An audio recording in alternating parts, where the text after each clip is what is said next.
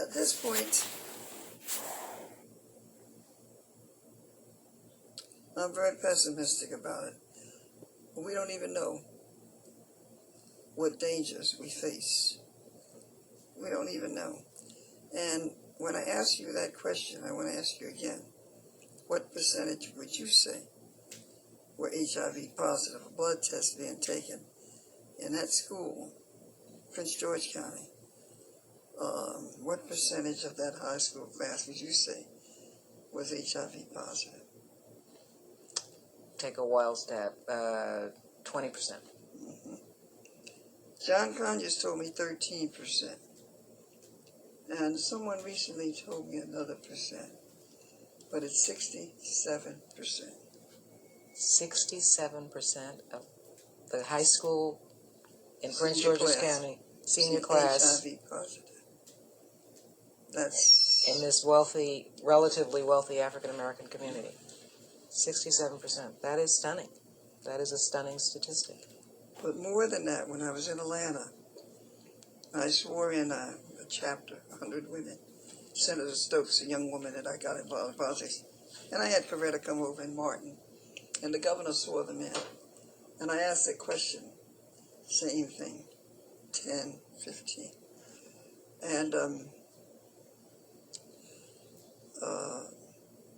one of the teachers came to me after it was over, and she leaned over to me. She says, I'm from Brady High School, and it's 72% there. That's in Atlanta. And I brought in a chapter in Willingboro, New Jersey, and a priest was there. And he said, over here it's 72%. We're going to have the same condition that Africa has now.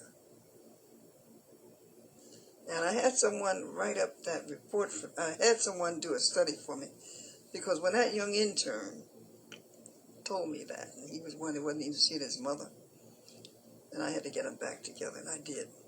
And she just died, he told me.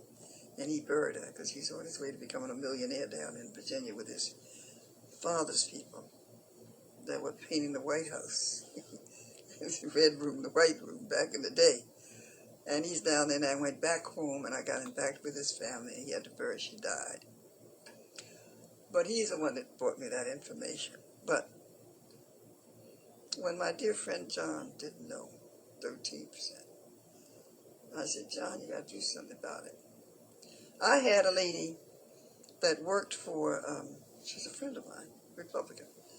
But when she told me she had helped David Satcher write the final report on AIDS, I said, I want you to do a study for me on this. And when she returned it to me, the figures were not there. Yeah, they didn't want, that known. Figures weren't there. That's what I wanted known. Because funds are now being sent to Africa. But all the medical talent that I've talked to, I said, what happens if we don't find any other cure? What's going to happen? What's the number of years? These students, now that's Prince George County, how many years do they have to live? 15 to 20 years. If they're 17 now, they'll be 37 now, 20 years from now. Same thing going on in Africa. It's going to be here, but we won't be here to tell it. Just like those folks there aren't there to tell how that got started. And that's genocide of us as a people, because we are obsolete. If you don't know computers, you're gone. You can't learn anything. So we're obsolete, and that's planned obsolescence. Genocide, social, cultural, and they put them in prison, and then that's a factory. My husband has a friend that's a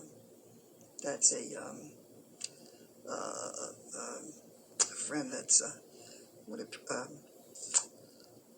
minister that goes around to the prisons, and he was up at Riker prison, and he was told by the chaplain there, this was 5-6 years ago, that they take 5,000 men dead from AIDS every year. That was 5 years ago. Because they have a record of who has visitors and who doesn't. But it's an age factor. And then when they release those men, they've already told them through the music, do it doggy style. And the fastest growing age victims are who? Black women. So that's what troubles me. That's why I feel very saddened by what's going to happen. And all of these DVDs will be playing, and nobody will know. And they will say, Dr. King is a hoe. And they put it in the language of the kids because they know what a hoe is, and they know what's the other word I said? The other word I said was, get the what on? Freak on. Freak on. Mm-hmm. They know those words. Right. So the message was to them.